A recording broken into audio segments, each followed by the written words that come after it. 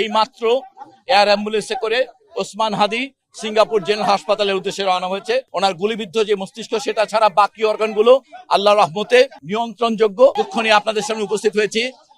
আপনারা জানেন যে শরীফ ওসমান হাদি গুলিবিদ্ধ হওয়ার পর থেকে ঢাকা মেডিকেল কলেজ এবং এভার কেয়ারে ধারাবাহিকভাবে তার চিকিৎসা করা হয়েছিল এবং সেই চিকিৎসায় তার বর্তমান অবস্থা এয়ারলিফট করার জন্য যখন সন্তোষজনক হয়েছে তখনই আমাদের সরকারের পক্ষ থেকে সিঙ্গাপুর জেনারেল হাসপাতালে তাকে শিফট করার জন্য অ্যাম্বুলেন্স আনার প্রস্তুতি নেওয়া হয়েছে এবং তার প্রেক্ষিতে এয়ার অ্যাম্বুলেন্স এসেছে সকাল 11টার দিকে এবং তারপর এই মাত্র এয়ার অ্যাম্বুলেন্সে করে ওসমান হাদি সিঙ্গাপুর জেনারেল হাসপাতালের উদ্দেশ্যে রওনা হয়েছে।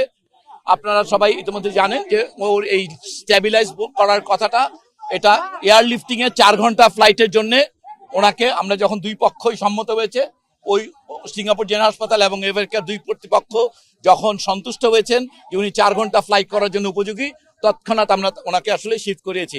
এখন আপনারা সবাই দোয়া করবেন। আমরা বলতে চাই যে ওনার আঘাত সম্পর্কে আপনারা ইতিমধ্যে অনেকবার শুনেছেন। ওনার গুলিবিদ্ধ যে মস্তিষ্ক সেটা ছাড়া বাকি অর্গানগুলো আল্লাহর রহমতে বলা যেতে পারে কিডনি, হার্ট এবং রেসপিরেশন, এই 3টি ক্ষেত্রে এখন পর্যন্ত এটাকে নিয়ন্ত্রণযোগ্য এবং বিভিন্ন ওষুধ এবং অক্সিজেনের মাধ্যমে সেগুলোকে মোটামুটি ভাবে এখন পর্যন্ত নিয়ন্ত্রণ করা যাচ্ছে, যে কারণে উনি এই ফ্লাইটটা কমপ্লিট করতে পারবেন। এয়ার অ্যাম্বুলেন্সে ওনার সঙ্গে ওনার ভাই এবং ওনার ভাইয়ের বন্ধু তারা ওনার সঙ্গে গিয়েছেন। আমাদের ওই পক্ষে সিঙ্গাপুরে আমাদের হাই কমিশন এই ব্যাপারে সম্পূর্ণ অ্যালার্ট এবং সিঙ্গাপুর জেনারেল হসপিটালের সকল টিমের যারা আছেন তাদের সবার সঙ্গেই কিছুক্ষণ আগে আমাদের তাদের টেলিকনফারেন্সিং হয়েছে।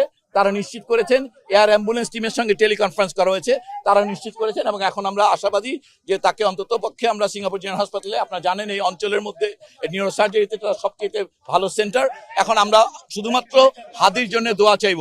আমরা আশা করবো যে সবাই আপনারা দোয়া করবেন, আল্লাহ যদি সাহায্য করেন অবশ্যই হাদি একটা মাত্রার সুস্থতা নিয়ে ফিরে আসতে পারবে।